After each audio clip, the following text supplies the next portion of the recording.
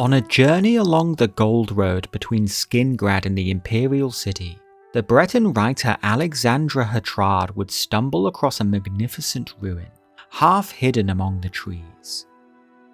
From the forest floor, 5 pure white columns jutted up into the sky, with grand arches looming high above the undergrowth. These were the ruins of the once great city of Seatatar, the shadow of the Fatherwood in the ancient elven tongue. It had once been a grand city of the Ayleids, the people also known as the Heartland High Elves.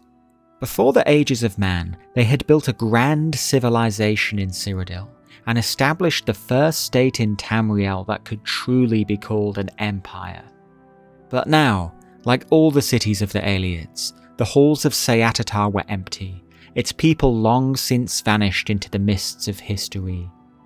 As Hatrard explored the crumbling ruins, he would muse on the lost glories of this fallen civilization and what disaster could have caused its downfall.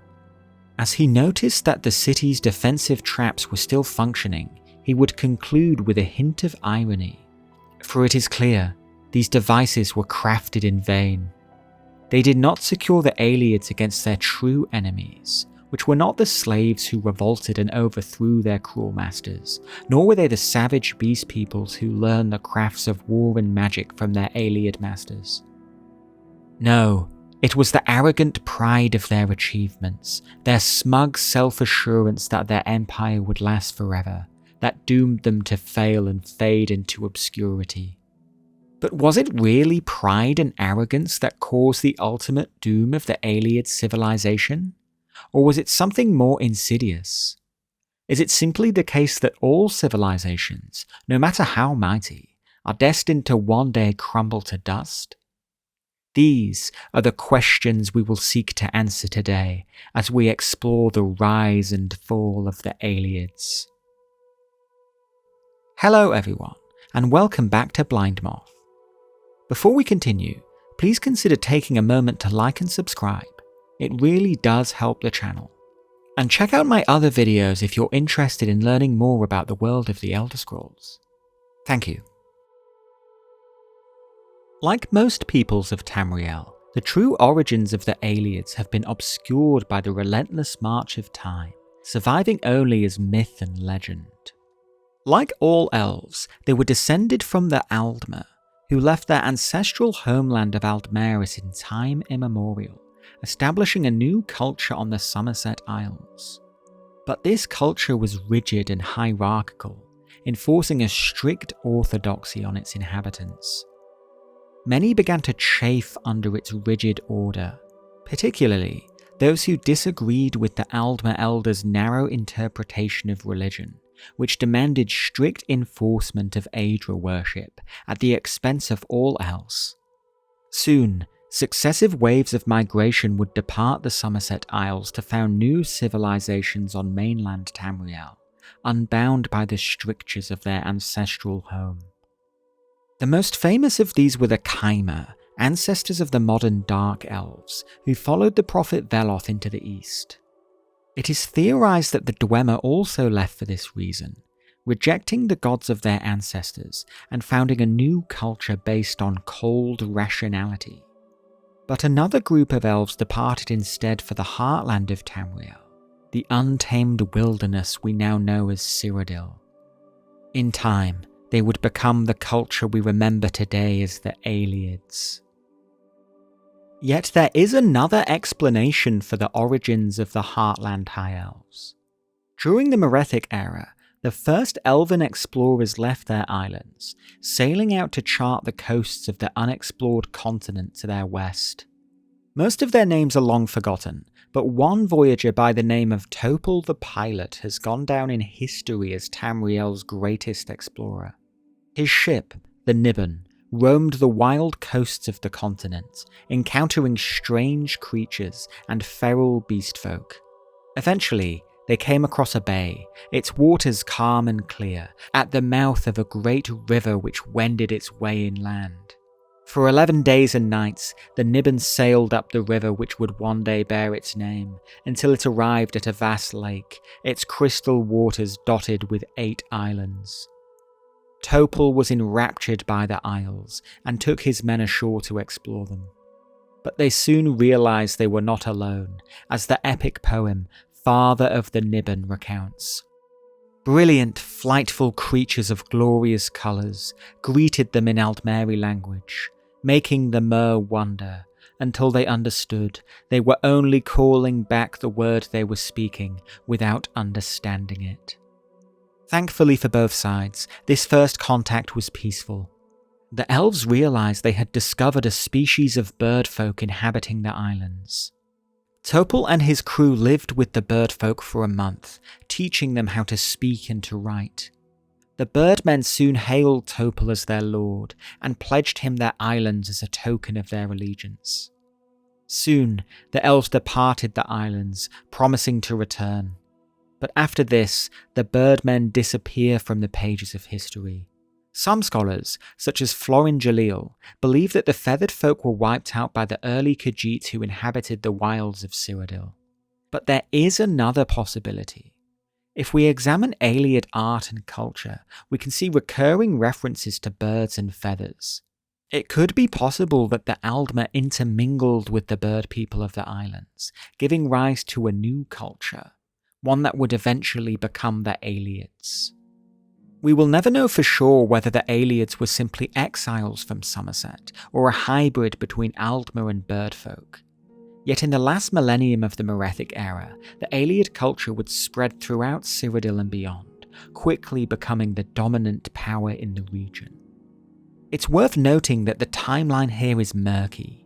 The exodus to Cyrodiil happened so long ago that we don't have exact dates, and few Ayleid sources from the period survive.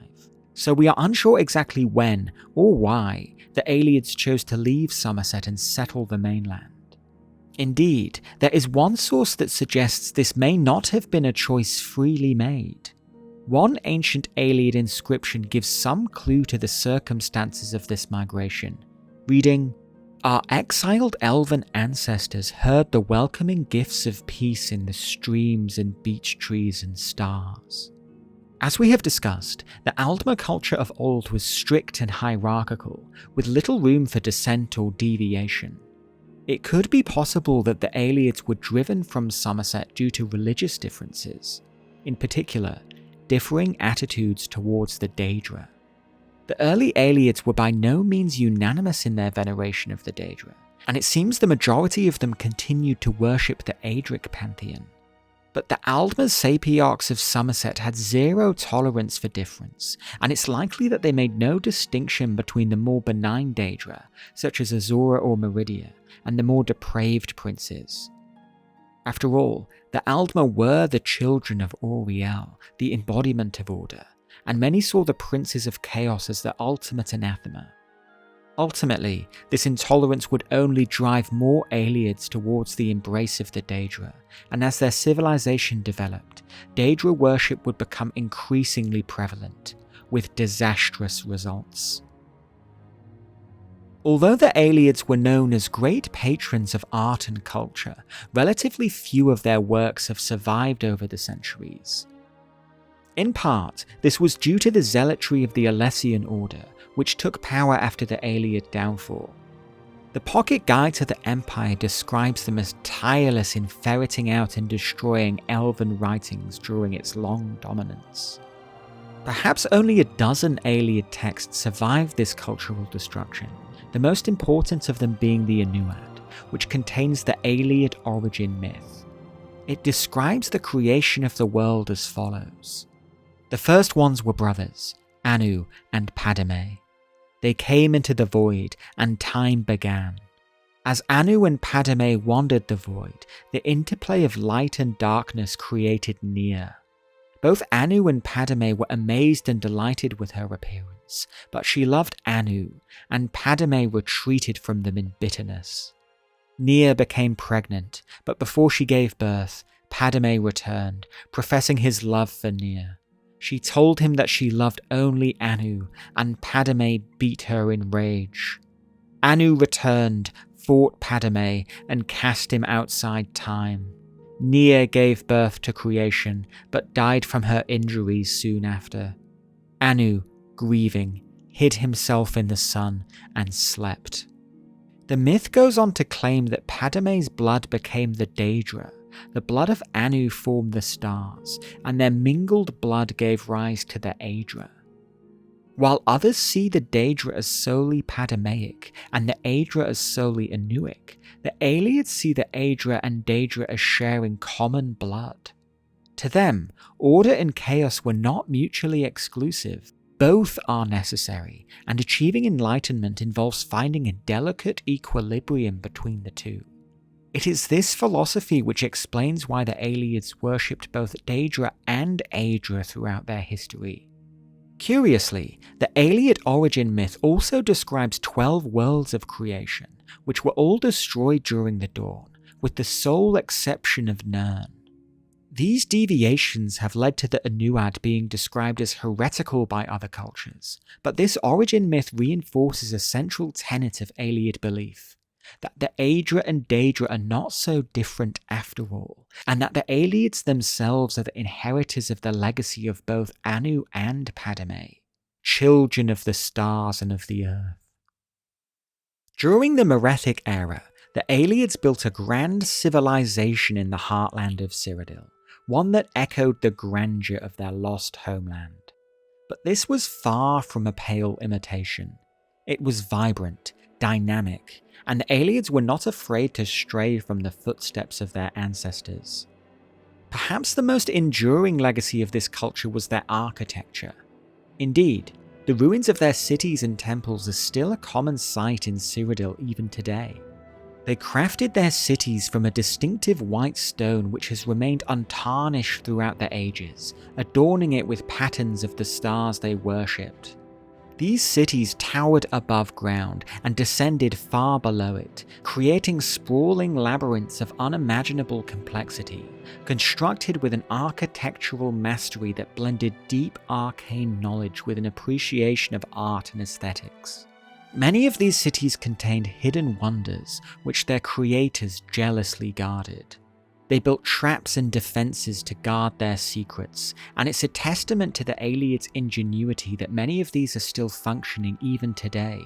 Any tomb robber who delves into an Ayleid ruin must be prepared to face swinging blades, collapsing floors above pits of spikes, or even vents that release noxious fumes, all designed to keep intruders at bay. Still, this hasn't prevented many ruins becoming dens for criminals, or even havens for necromancers and Daedric cults, who look to the past glories of the Ayleids for dark inspiration. In the Ayleid Golden Age, the names of these cities became synonymous with wealth and sophistication. Miskarsand, the keeper of the Great Stone, the Lake Mist city of Vilverin, Seatatar, the shadow of the Fatherwood, the High Fane of Maladar. They were all mighty in their own right, but none were as breathtaking as the great wonder the Ayleids built in the centre of Lake Rumer. Here, they raised a great spire as an echo of Adamantia, the first tower, where Auriel presided over the convention at the dawn of time. This new tower was known to the Ayleids as the Temple of the Ancestors, but it is renowned today by another name, the White Gold Tower. Here, the Ayleids kept the 10 ancestors, statues of meteoric glass, each forged through impeccable craftsmanship, and constituting some of the finest surviving examples of Ayleid art. The Temple of the Ancestors was the heart of the Ayleid Empire, an independent city-state which answered to no one, and the spiritual centre of their culture. Yet some whisper that it is far more than a simple palace or temple. Like the other metaphysical towers of Tamriel, such as Adamantia or the Throat of the World, it serves as a pillar that holds up the mortal plane. If these towers were to fall, it could result in the entire reality of Mundus collapsing. But the power of the White Gold Tower can also be harnessed for other ends, with potentially disastrous results. The controversial scholar New Hatter describes its purpose as follows. Like all of the polydox constructs of the early Aldmer, whatever their abnegorbic creed, White Gold Tower is a conduit of creation, built to bring about a reversal of the congealing spirit bleed caused by the convention. In other words, it was a focus point for re-reaching the divine. At times, the tower's metaphysical power has been used for nefarious ends. In the late First Era, a group of Alessian Order zealots known as the Marakati Selectives sought to use the tower to sunder the dragon god of time. This resulted in time itself shattering, an event known as a dragon break. This dragon break, which has been remembered as the Middle Dawn, plunged Tamriel into a mire of overlapping timelines and contradictory events which would last for over 1,000 years. People spoke sideways, and children gave birth to their own parents. Some say Cyrodiil rose to become an empire across the stars, others that it was shrunk down inside an egg. Ultimately, the Dragon Break was a testament to the power held within the White Gold Tower, a power that was first harnessed by the Ayleids. And when they eventually lost the tower, their hold over Cyrodiil would break for good. Though the Ayleid civilization was the first state in Tamriel that could truly be called an empire, it wasn't an empire in the way the word is commonly understood. There was no emperor, no singular authority at its centre.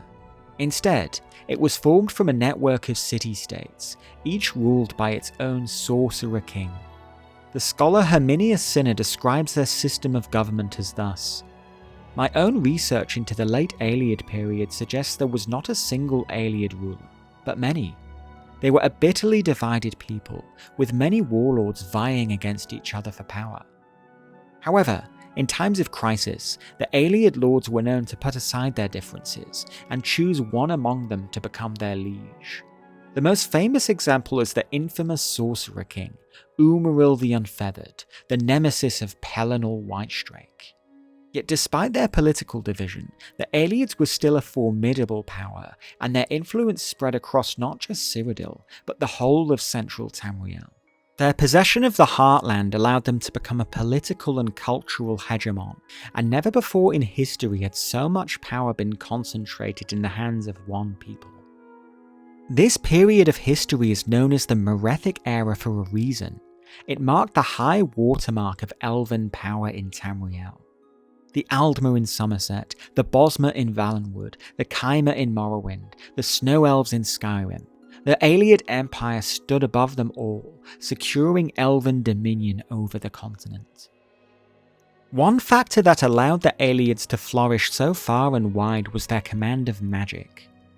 The Ayleids' mastery of the arcane was unparalleled in their time, and it allowed their culture to reach new heights of complexity. Of all the cultures in Tamrielic history, their sophistication could be rivaled only by the Dwemer. Olaf Jarl, author of Magic from the Sky, describes the Ayleids' relation to magic in the following terms. The ancient Ayleids believed that Nirn was composed of 4 basic elements: earth, water, air, and light. And of these 4 elements, they believed the most sublime form of light was starlight. The stars are our links to the plane of Aetherius, the source of all magical power, and therefore light from the stars is the most potent and exalted of all magical powers. This star magic, also known as Valiance, was among the most sophisticated magical arts developed by any culture in Tamriel, before or since.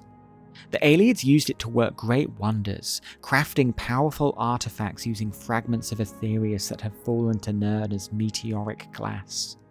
These enchanted items were central to their magical prowess, allowing them to store, harness, and manipulate magical energy in ways still not fully understood by modern scholars. Welkin stones, or sky stones, acted as magical batteries, instantly replenishing the magical reserves of their users.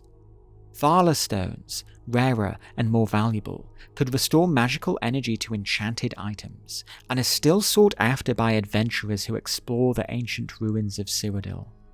Ayleid wells, scattered across the landscape, served as reservoirs of magicka for passing mages, and they're still as potent today as they were in ancient times.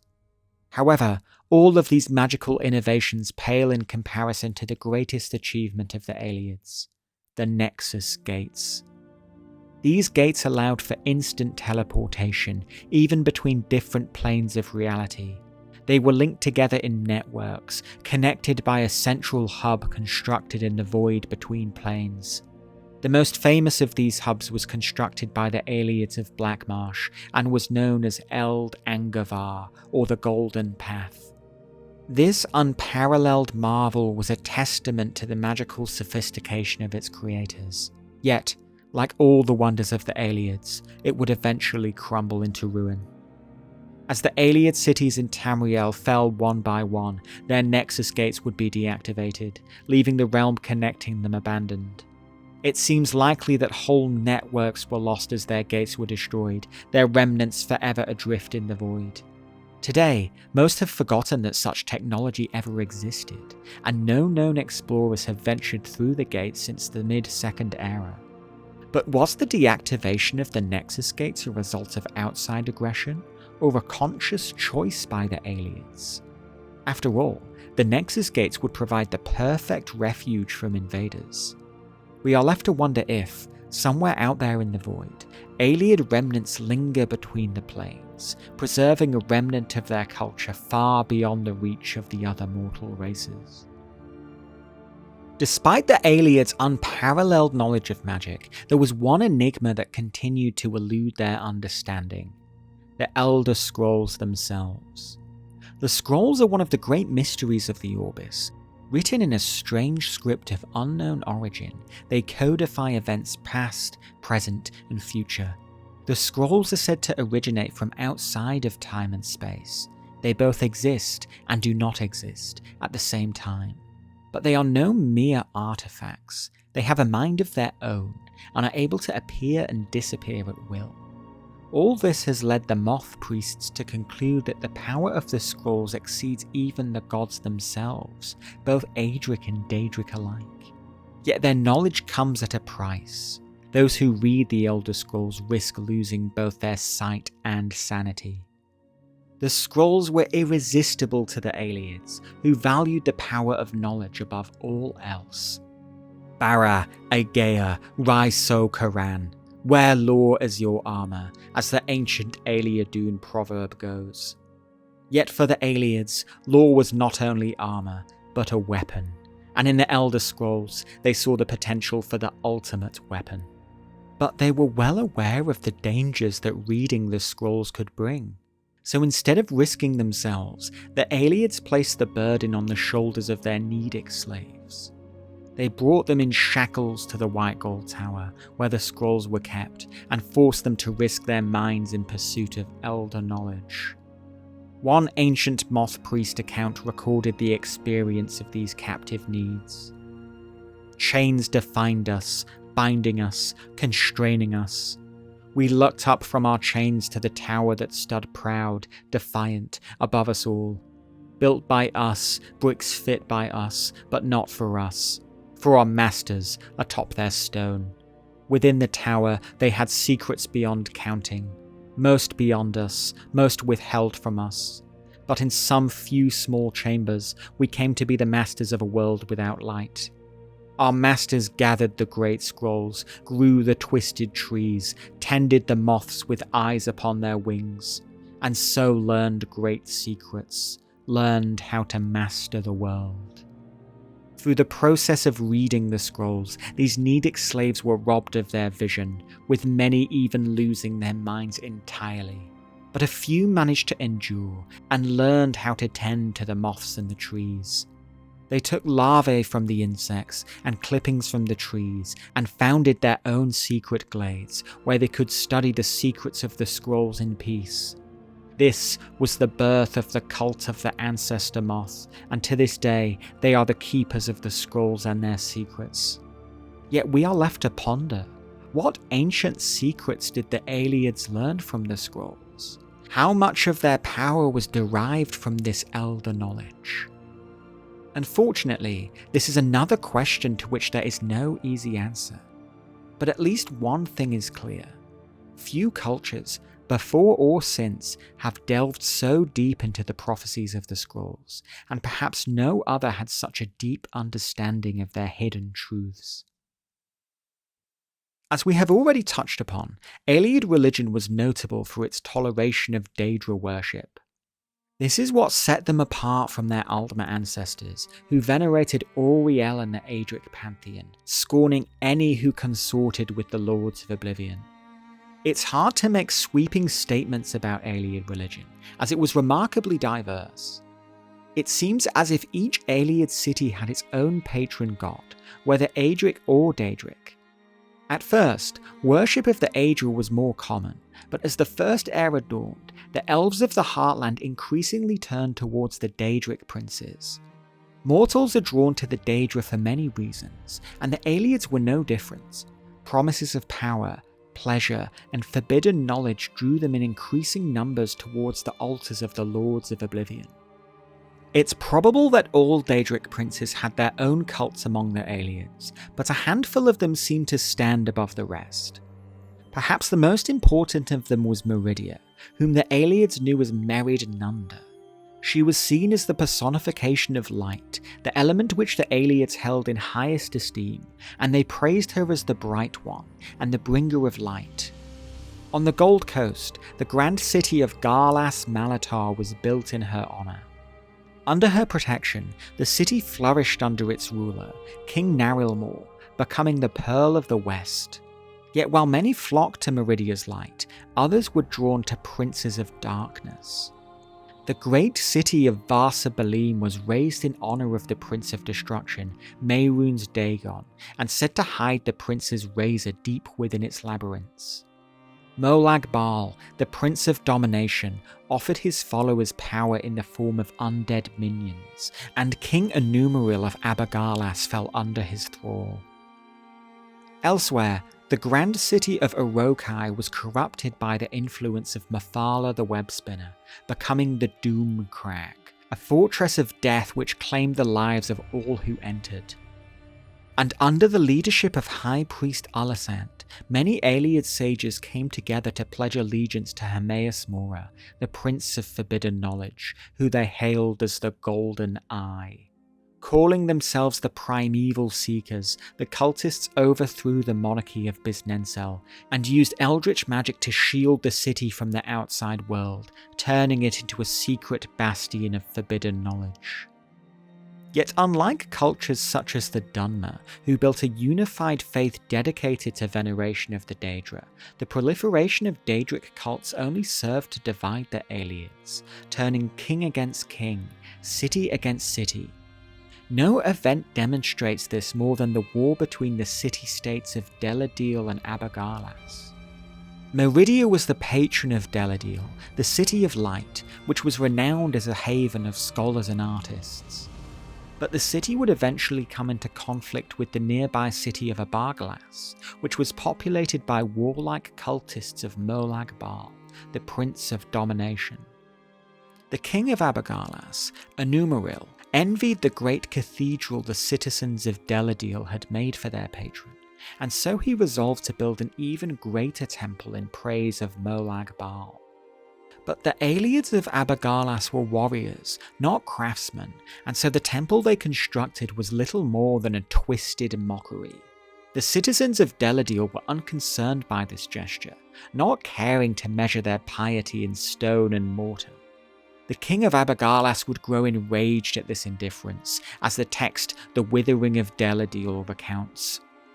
And this unconcern of the Deladils ate a hole into the heart of the king of Abergalas, and he was vexed unto madness.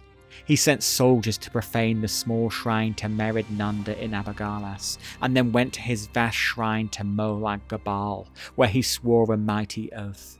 And slaying a family of visiting Deladils on the altar, the king vowed that he would gather his army, march across the valley, and capture all the Deladils, sacrificing them to Molag Gabal within the Chapel of Lights.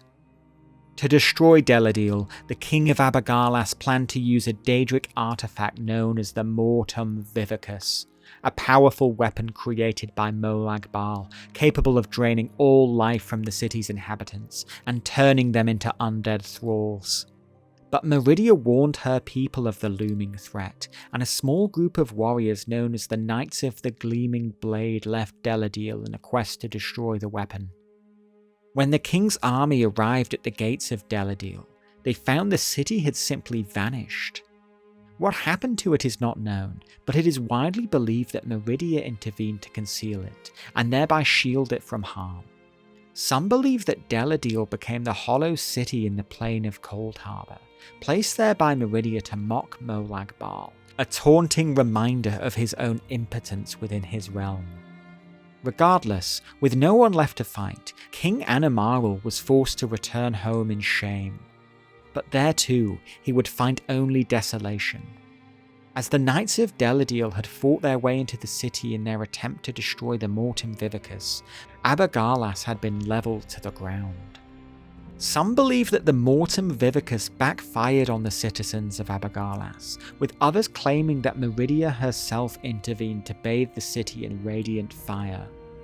Thus, two of the greatest cities of the Ayleids were lost due to religious conflict.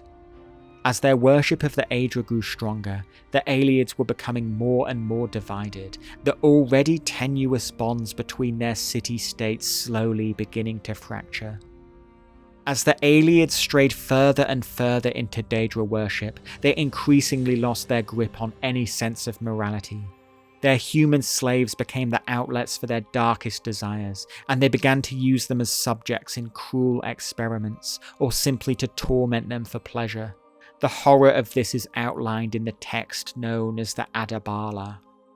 Men were given over to the lifting of stones, and the draining of the fields, and the upkeep of temple and road, or to become art tortures for strange pleasures, as in the wailing wheels of Vindicel and the gut gardens of Circan, and flesh sculpture, which was everywhere among the slaves of the Ayleids in those days, or worse, the realms of the Fire King Hadhul, where children were set aflame for nighttime tiger sport. But for the Daedra-worshipping Ayleids, this cruelty was more than simply an outlet for anger or hate, beyond even the pursuit of dark pleasure. These horrors were spiritual in nature. The Ayleids were drawing inspiration from the demon lords of Oblivion, trying to imitate their power to create their own realms of chaos on Tamriel. Those who indulged in this art torture often worshipped the Daedric Prince Sanguine, who they revered as blood-made pleasure. In the pursuit of perfection, no pain was too agonizing, no torture was too cruel, and no victim would be spared, no matter how innocent. The true horror of the Ayleid art tortures is laid bare in the accounts of Eldhal the Inducer, who recorded his experiments on living human subjects. It was a subject yearning for ascent to the ultimate purpose of its form. A vision of the shape and the method took me immediately, and I stilled the form. I stopped its sight and speech and stood it in the working space. I ordered the servants to stay and bear witness to a perfect example, and began the dedication rituals. And to it I sang, and hummed, and whispered. The cage of its heart gave assent, and unfurled with no splintering, no cracking, the life's rhythm persisting. I ordered fine silver chains. Into each link I inscribed the 100 words for bliss, and I wrapped the cage and trunk all round to best display the organ at work. These morbid tales of flesh sculpture and art torture remain infamous among the people of Cyrodiil to this day, and any achievements of Ayleid culture will always be tainted by the rampant sadism which was allowed to spread unchecked. It's been suggested by some that the stories of Ayleid cruelty may have been exaggerated, that they are propaganda dreamed up by imperial scholars to help legitimize the Alessian regime. But here we have an account written by the Ayleids themselves, which takes pride in the horrific act of peeling apart a living person and displaying their mutilated organs as an art form. Although not all Ayleids took part in such horrors, and some even openly opposed them, they were hardly a secret. Indeed, by the time Ayleid power reached its zenith, such horrors as the gut gardens of Circan were famous across their domain. The brutalization and torture of humans wasn't simply an isolated atrocity. It had become the pillar on which Ayleid power had been built. And when that pillar came crashing down, it would ultimately result in the collapse of their entire civilization. As religious divides became entrenched, tensions within the Ayleid Empire would reach a breaking point. Soon, the Daedra worshippers began to amass armies, bolstered by minions summoned from the plains of Oblivion. Under the command of King Glynferrin of Atatar, they marched against their Aedra worshipping brethren, causing the outbreak of a brutal civil war. This conflict, known as the Narfinsel Schism, marked the death knell of the Ayleid Golden Age. Brother turned against brother, and never again would the elves of the Heartland be united in common cause. The civil war reached its climax in 1E198 at the city of Wendelbeck, where the Aedra worshippers made a futile last stand. The Daedra worshippers soon stormed the city and massacred its defenders, an atrocity which has gone down in history as the Scouring of Wendelbeck. This ended all organised resistance to Daedra worship in Cyrodiil, and the surviving Aedra worshippers had no choice but to flee. Many of them scattered into Blackmarsh, founding the Bar-Sayabic Ayleid culture among the swamps. The Ayleids of the Marsh would continue to follow the Aedric faith of their ancestors, but had little contact with the heartland of Cyrodiil. Although the Daedra worshippers may have won their civil war, the atrocities they committed against their brethren left deep scars that would never truly heal. Nor was this the only civil conflict to shake the Ayleid dominion during this time. Early in the First Era, the sorcerer-king, Cyrodiil the Lightbringer, amassed an army of undead minions and launched a deadly campaign of conquest across Tamriel.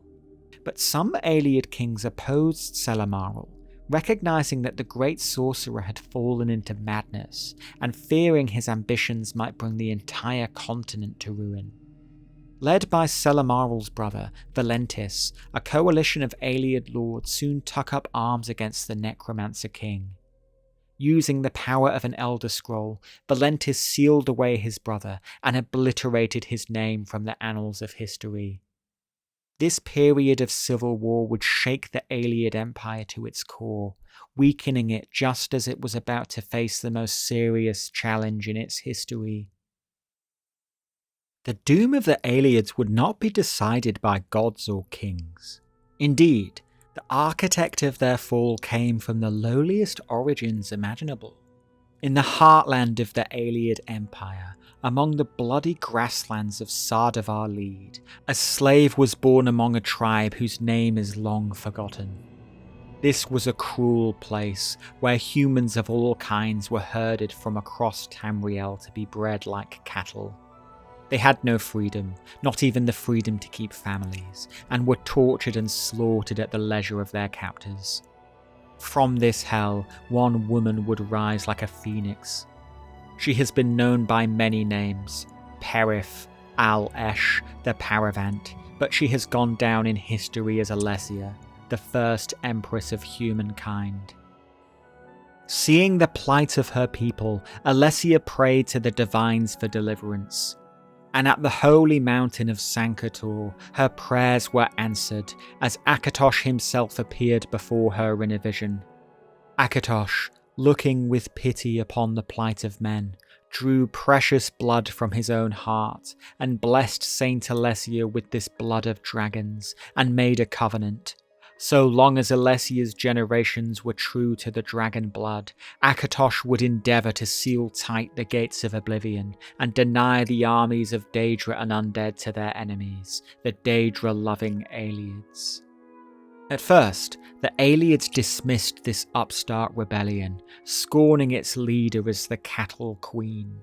But in their arrogance, they failed to take the threat seriously, and soon, the rebels' ranks would be bolstered by two of the most formidable warriors to ever walk Tamriel.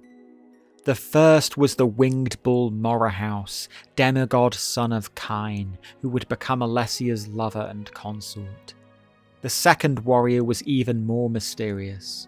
Some believe he was just a man, but others say he was the missing god reborn, come to take revenge against the children of his enemy. He has been known by many names, but the elves feared him as Pelin El, the Star-Made Knight, and his arrival would spell their destruction.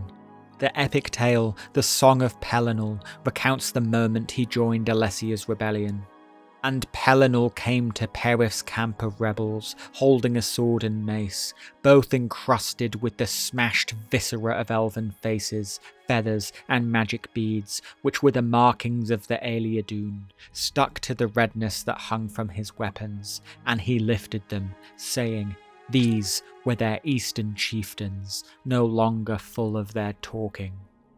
Together, Alessia, Morrohouse, and Pelennor would become the triumvirate that would raise the men of Cyrodiil out of suffering and servitude, and bring the empire of their oppressors crashing down to rubble. One by one, they defeated the Ayleid kings of the Heartland, breaking the chains of every human held in captivity. And with every victory, their ranks swelled, as freedmen took up arms alongside them. Pelennor called out many Ayleid kings to single combat. He struck down the Fire King Hadhul on the steps of Sayatatar. He crushed Gortauer the Shaper's head to a pulp on the altar of Ninindava. He tore out Haramir's neck with his teeth while roaring the name of Remen, who would not be born for another 2,000 years. But Pellennor's might was also tainted by madness, as the Song of Pelennor recounts. When Huna, whom Pelennor had raised from grain-slave to hoplite and loved well, took death from an arrowhead made from the beak of Selethalel the Singer, the White Drake went on his first madness. He wrought destruction from Narlamay all the way to Citadel, and erased those lands from the maps of elves and men, and all things in them, and Perith was forced to make sacrifice to the gods to keep them from leaving the world in their disgust. So much time has passed that we will never truly understand the nature of Pelennor Whitestrake, or his madness. Upon seeing him, the Nords claimed that he was sure reborn, but he only spat at their feet in reply, and scolded them for their blasphemy. Some claimed that under his armour there was no man at all, merely a construct with a red diamond in place of a heart, whose facets could unsector and form into a man. Whatever the truth, one thing is undeniable.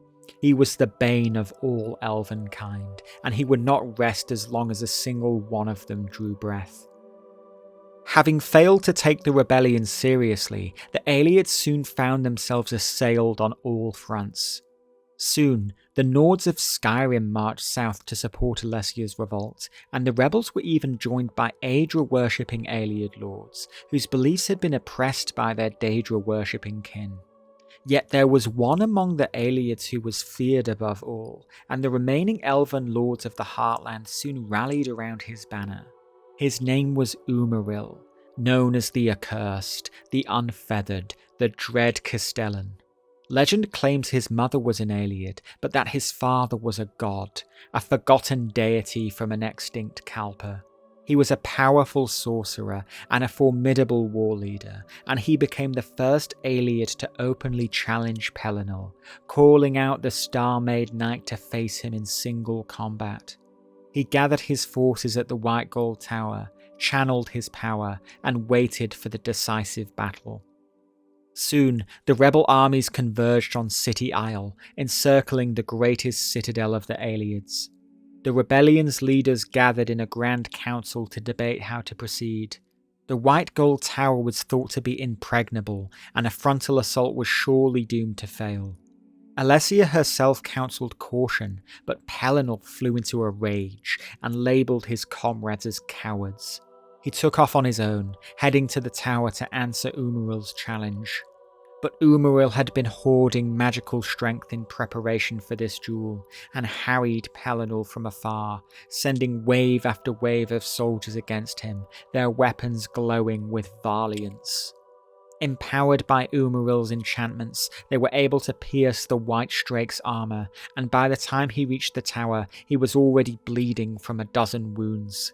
Then, Umaril appeared before Pelennor, wreathed in the light of Meridia, glowing with divine power. The two warriors clashed in a battle which shook the earth, before Pelennor caved in Umaril's helmet with his mace and hacked off his unfeathered wings with his blade. Yet although Umaril was defeated, Pellennor's strength was all but spent, and the death of their liege lord sent the remaining Ayleid kings into a frenzy. They fell upon the wounded Pelennor with their weapons, carving his body into 8 pieces, and his roars of pain and anger were so great that even the besieging army outside the walls could hear. Morrowind soon led an assault against the tower, using his horned head as a battering ram to smash down the gates and allow the Alessian legions to pour through. The Ayleids had already been devastated by Pellennor's rampage, and as the besiegers broke through, the remaining defenders turned to flee. Soon, the holiest site of the Ayleids would be bathed in rivers of their blood. At the base of the tower, Morrowind discovered what was left of Pelennor, but the white strake's severed head still clung to life and used its last breath to deliver a grave warning. Beware, Morrowind, beware. With the foresight of death, I know now that my foe yet lives, bitter knowledge to take to my grave. Better that I had died believing myself the victor. Although cast beyond the doors of night, he will return. Be vigilant. I can no longer shield the host of men from Umaril's retribution.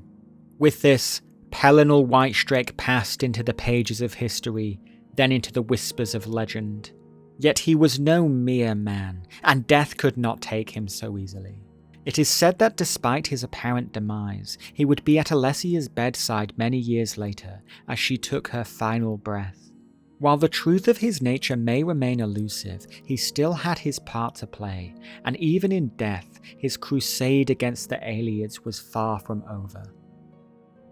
Though the fall of the White Gold Tower in 1E243 is typically seen as the end of the Elven Dominion in Cyrodiil, it was far from the end of Ayleid civilization.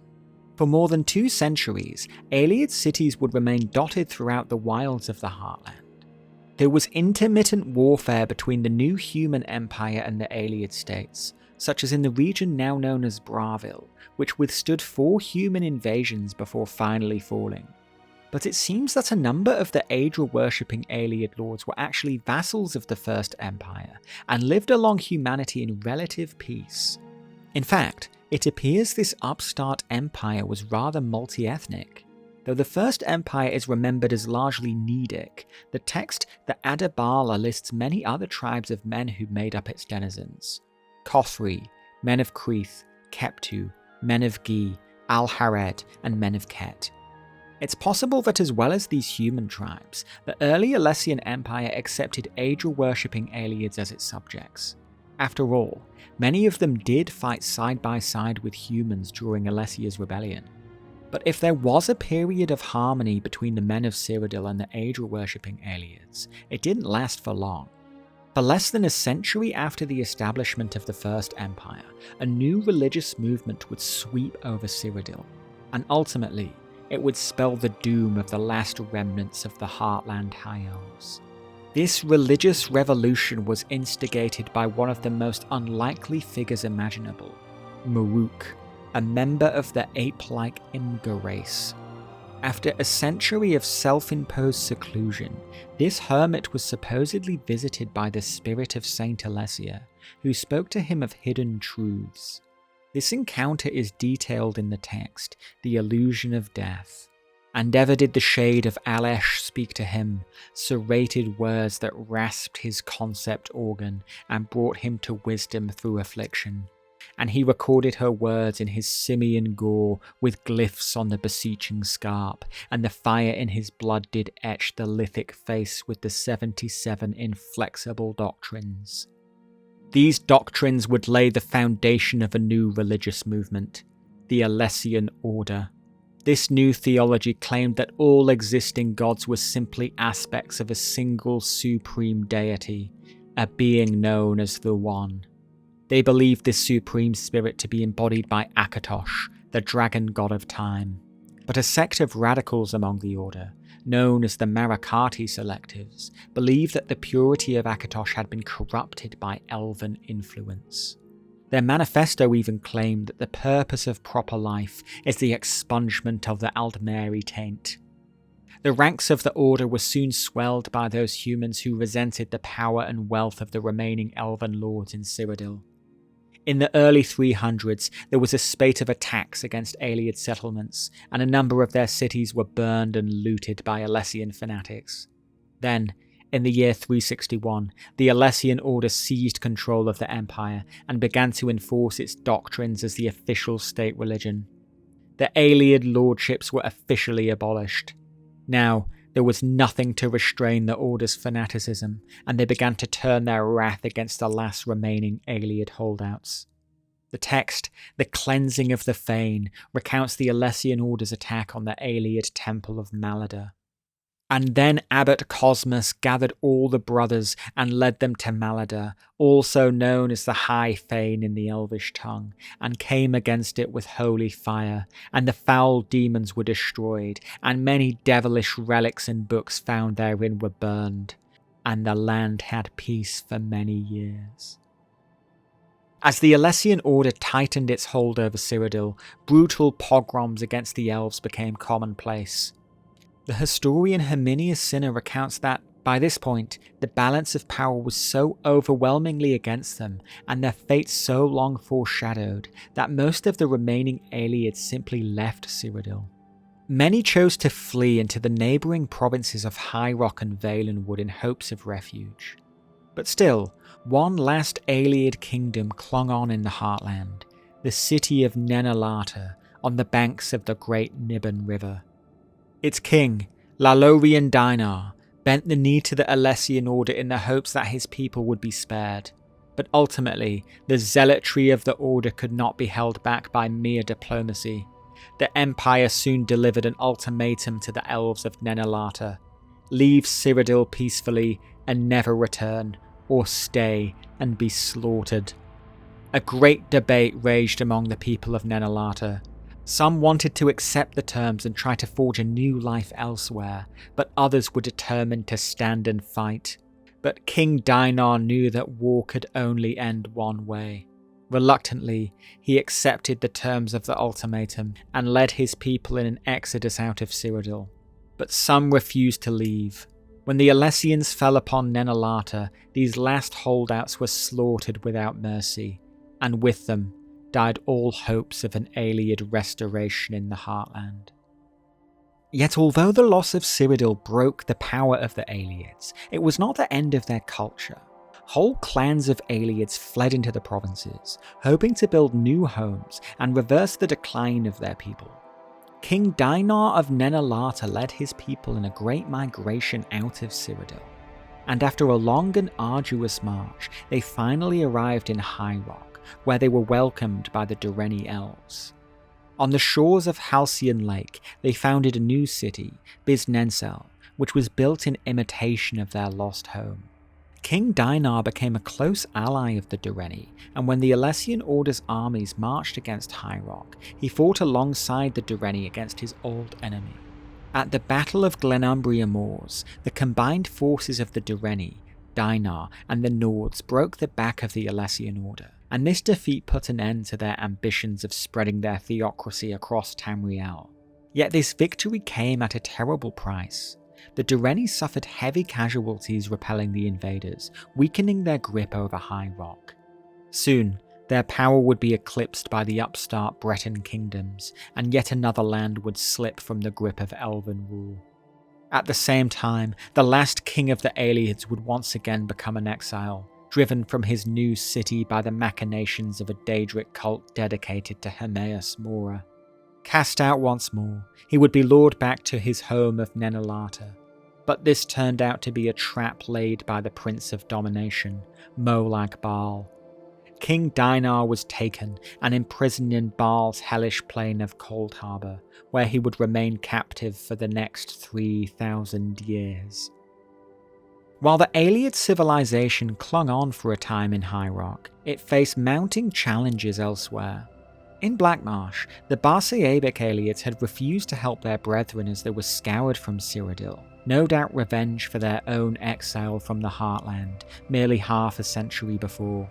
The Barsaebics built their own thriving civilization among the swamps, raising architectural marvels such as Silyanorn, which lies beneath the modern city of Stormhold. But this was no peaceful expansion, and the Fen Lords of the March inevitably came into conflict with the native lizard folk of the swamps. They captured Argonians for forced labour, and prized their scaled skin for use in their flesh sculptures, and it is said that the twisted designs of the Blackmarsh Ayleids even rivaled the wailing wheels of Vindicel in their cruelty. But like their cousins in Cyrodiil, the Ayleids of the Marsh would soon fade from history, their ruins swallowed up by the swamps that they had failed to tame. Perhaps the most successful of the Ayleid exiles were those who fled south into the forests of Valenwood. The Bosmer welcomed their Ayleid cousins with open arms. At least 5 Ayleid clans, including those of Vilverin, escaped to Valenwood largely intact. Here, among the trees, the Ayleids raised cities in echo of those they had lost. Late into the Second Era, ruins of these cities were still visible, their white stone jutting from the undergrowth. Many of them, such as the Ossuary of Telekar and the Reliquary of Stars, were known to hide powerful artifacts within their depths. Yet despite the brief resurgence of the Ayleids in Valenwood, their culture would not survive the ages. However, unlike in Cyrodiil, where their civilization met a violent end, the Ayleid remnants in Valenwood would flicker out with a whimper. The scholar Quainar of Cloudrest has speculated as to the causes of this decline. Their new hosts, the Bosmer, were remarkably generous in welcoming the Ayleids into their realm, so long as the Heartland High Elves agreed to adopt aspects of the Green Pact and refrain from harming the forest. Having little choice, the Ayleids agreed, and this probably contributed to the dilution of their culture. For diluted it was, absorbed over time, and eventually forgotten. I have walked the great Ayleid ruins of Valenwood, Hectorheim, Rolaniel's Fall, Bellarata, Lealoria, and a dozen more, and none of them, not one, was still occupied only 2,000 years after the Diaspora. For some reason, once the Ayleids were under the Great Grat Oaks, they, and their distinctive culture, simply melted away. The author also discusses an alternative theory regarding the Valenwood Ayleids' decline. He ponders an idea presented by another scholar, Gelgarad the Velaspid, named the Theorem of Disinheritance. In simple terms, this is the idea that, over time, the Valenwood Ayleids became unable to breed with one another, and could only reproduce with local Bosmer. Over time, this gradually led to the Ayleid survivors becoming absorbed into the dominant Bosmer culture. Whether the Ayleids of the Gratwood were gradually assimilated, or simply died out over time, the result was the same. Their stone cities were gradually abandoned, and left to be reclaimed by the trees. As the years passed, the grandeur of the Ayleids was gradually forgotten, and their name began to pass into myth. Like the Dwemer and the Snow Elves before them, they became just another fallen giant in the graveyard of history. Yet a few individuals managed to outlast the fall of their civilization. The scholar Tuorhain Fyra lived well into the Second Era, and helped to found the University of Gwilym, ensuring that at least some of his people's intellectual tradition survived. King Dinar would be freed from Cold Harbour during the crisis of the Plain Meld, and gave his life to help defeat Molag Bal's plan to destroy Tamriel. Some Ayleid sorcerers would turn to dark arts to ensure their survival, becoming undead liches haunting the ruins of their fallen cities. But as the years passed, they too faded into obscurity. Still, rumours persisted of tribes of wild elves who endured in the remote forests of Cyrodiil, far from the eyes of the world. Yet by the late Third Era, the last reported sightings of these tribes were well over 1,000 years old, and it seems likely that they too have gradually withered away. By the Fourth Era, and the fall of the Septim Empire, the Ayleids were well and truly gone. Among the Imperials, their name was a byword for tyranny and decadence, the ruins of their cities a warning to the dangers of hubris and excess. But the elves of Tamriel remembered them differently, hailing their art and architecture as the pinnacle of sophistication. And though the Ayleids were mostly a curiosity for scholars and historians, there were some who wished to reclaim their lost power. The Ayleid revivalists first emerged during the Second Era. Led by Nantharion Rain, the first revivalists were Bosmer out of Valenwood, who could trace back their ancestry to Ayleid exiles from Cyrodiil. They founded a new settlement in the West Weald named Vashabar, constructed atop the ruins of the ancient city of Miskarsund. Nantharion was secretly a worshipper of the lost Daedric prince Aythelia, and hoped to use her power to carve out a revived Ayleid kingdom in the West Weald. But Nantharion was slain before he could fulfill his ambition, and the cause of the Ayleid revivalists seemingly died with him. Nevertheless, rumours of secretive Ayleid cults endured well into the Third Era, though by this time they seemed to have been isolated to paranoid conspiracy theorists. But there was at least one man who continued to yearn for their revival. His name was Umberkano, a wealthy Altmer who had a fascination with the Ayleids that bordered on obsession. He was a known collector of Ayleid relics, and employed an unknown hero to recover the ancient statues known as the Ten Ancestors, and to retrieve an inscription from the ruins of the High Thane at Malada. But his ambitions were greater than simply collecting, for he would reveal to the hero that he sought the crown of Nenalata, the last Ayleid kingdom in Cyrodiil. As he used the inscription to open the sealed throne room of Nenalata, he would finally reveal his mad ambition. Here it is, the throne of the last king of the Ayleids, and so it falls to me to begin the restoration of our ancient glory. Of Suna Tamriel, Octavoy, and Apen Aran Malaboro! It's not known exactly what happened in that ancient throne room, but whatever the outcome, Umberkano's reign would be short-lived. He met his end down there in the dark, the would-be king of a realm that would never rise again. The deeds of these revivalists would go largely unremarked by the people of Tamriel. Yet in the dying days of the Third Era, the Ayleids would enter the pages of history once again. In the city of Anvil, the great chapel of Dibella was ransacked by mysterious assailants, its priests murdered, and its altars desecrated. Outside the chapel, an unknown prophet began to preach, portending the attack as a sign of impending doom. The gate, once open, cares not who passeth through. Our ancient enemy has returned from the deeps of time to exact his revenge upon the gods. Umaril the Unfeathered, the great nemesis of Pelennor Whitestrake, had returned from beyond the doors of night, eager to wreak his revenge on the people of Cyrodiil. At his command, he had an army of Aurorans, powerful Daedric warriors gifted to him by his patron Meridia. Yet this was no idle warning, for the prophet's words also came with a call to action, to walk the way of the pilgrim, to take up the Crusader's mantle, and bring the fight to Umaril.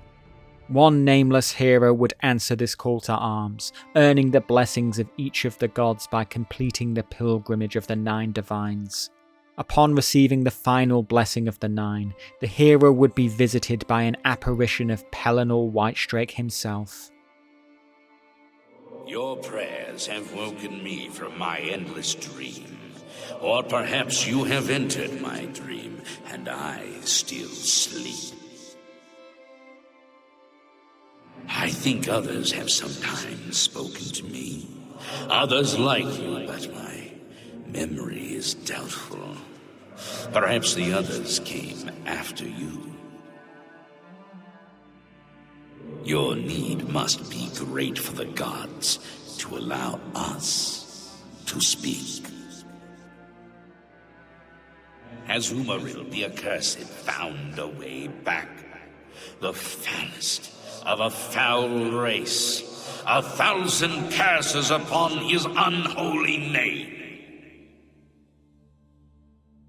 I thought I'd won, but I should have known. The slave masters are a cunning breed. Umaril found a way to cheat death as I could not. If you would seek for my relics, I know little that can help you.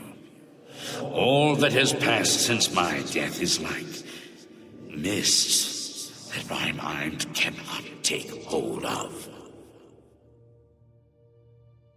My friends built a shrine upon the site of my death, where the elves tormented me in a final act of revenge.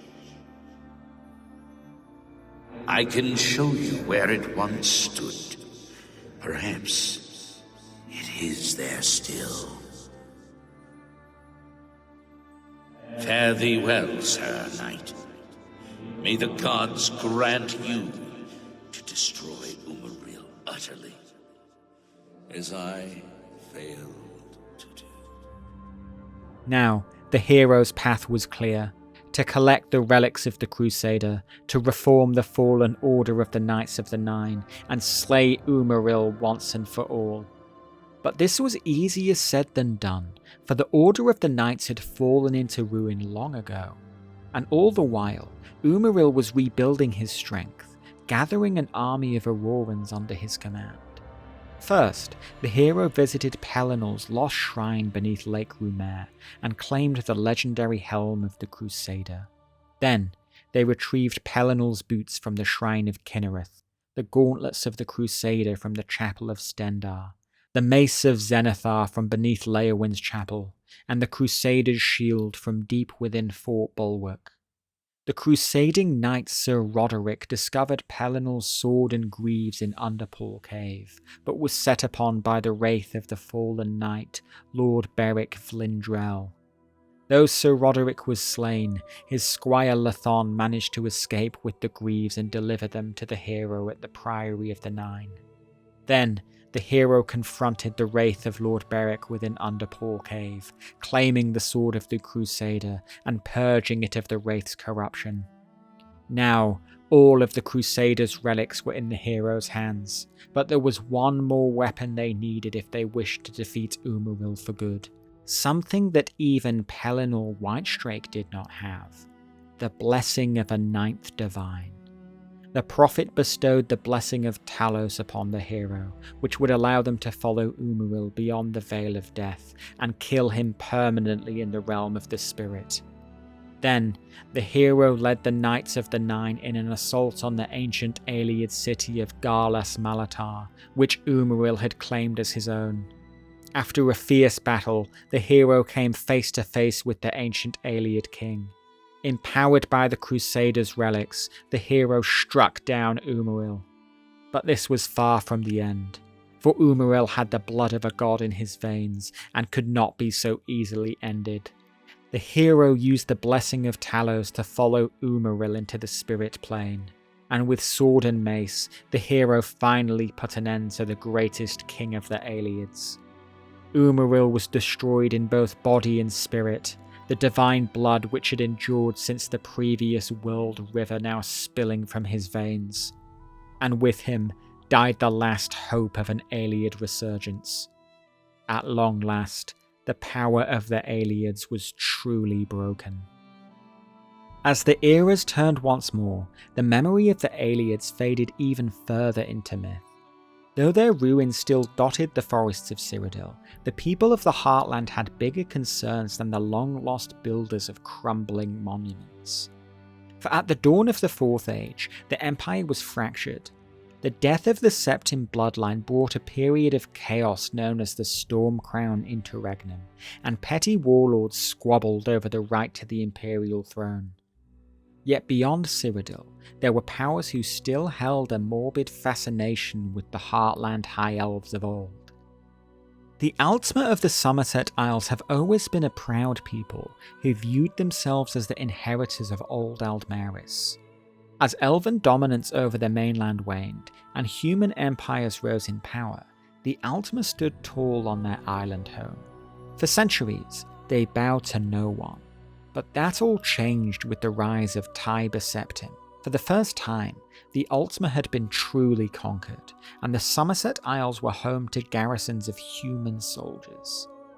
For many Altmer, this was the ultimate humiliation. And as the Septim Empire eventually fell into chaos, one extremist faction would seize power in Somerset. The Thalmor soon seceded from the empire, and as the power of Cyrodiil wavered, their influence only grew stronger. This would lead to the outbreak of the Great War, with the Thalmor even seizing the imperial city before they were pushed back by the legions. This new Aldmeri dominion echoed the great elven civilisations of the past, and more than any other, it has come to resemble the Ayleid Empire of old. The parallels are stark. Both view elves as the master race, and other cultures as degenerate, and are willing to use brutality to enforce this hierarchy. It seems likely that the Thalmor are willing to invoke the legacy of the Ayleids to bring about a new Merethic Era in Tamriel, to cast down the false human empires and restore the lost supremacy of elvenkind. Some members of the Thalmor have even embraced the most infamous legacy of the Ayleids, Daedra worship. Lord Narafin, the Thalmor general who commanded the assault on the imperial city, was a known cultist of Boethia, and even planned to sacrifice thousands of the city's inhabitants in a ritual known as the Culling. Though his mad plan was stopped and the imperial city retaken by the Empire, we are left to wonder if his was an isolated case. On the surface, the Thalmor claimed to be the inheritors of Auriel, restoring the glory of their ancestors after centuries of humiliation. But they may be beginning to stray down the same path that seduced the Ayleids so long ago, the Siren's call of the Princes of Chaos. And if they stray too far down that path, then it will surely bring disaster, not only for their enemies, but ultimately for the Thalmor themselves. After all of this, what lesson is there to take away from the fall of the Ayleids? Is their story a cautionary tale? A warning about the dangers of arrogance and hubris? Is it a moral parable about the consequences of abandoning ethics in the pursuit of power? Or is it just a reminder that all civilizations, no matter how mighty, must one day decay into ruin? Perhaps, in the end, all of these lessons are true. For ultimately, the Ayleids remind us that a civilization's true inheritance is not solely in its material achievements, but also in the legacy it leaves in people's hearts and minds. While there are those who mourn the loss of the builders of the ancient monuments of the Heartland, most now remember the Ayleids as little more than cruel tyrants who built their power on the backs of the oppressed. There were undoubtedly Ayleids who were noble, such as King Dainar, and the kings who fought against the excesses of their Daedra-worshipping brethren. But rightly or wrongly, their deeds have been overshadowed by the cruelties of their compatriots. And in the end, whether noble or cruel, peaceful or violent, they lie together in the graveyard of history, conquered by the relentless march of time. Thank you for watching, and sticking around until the end. This video is a remake of the second video I ever made on this channel. My video skills have improved a lot since then, and there is so much lore around the Ayleids to dig into, so I thought it was worth revisiting the topic. Anyway, you can consider this video to be my definitive deep dive into the Ayleids, superseding everything in the original video. I'll leave the old video up for now if you're interested, but to be honest, it's a bit embarrassing to see how bad I was back then. Anyway, thanks to everyone who voted in the poll to choose which remake to do first. The Snow Elves video will be coming at some point, but I also have a couple other scripts in various stages of progress, so you'll have to wait and see what's next. Make sure you subscribe to the channel if you don't want to miss anything. And until next time, take care.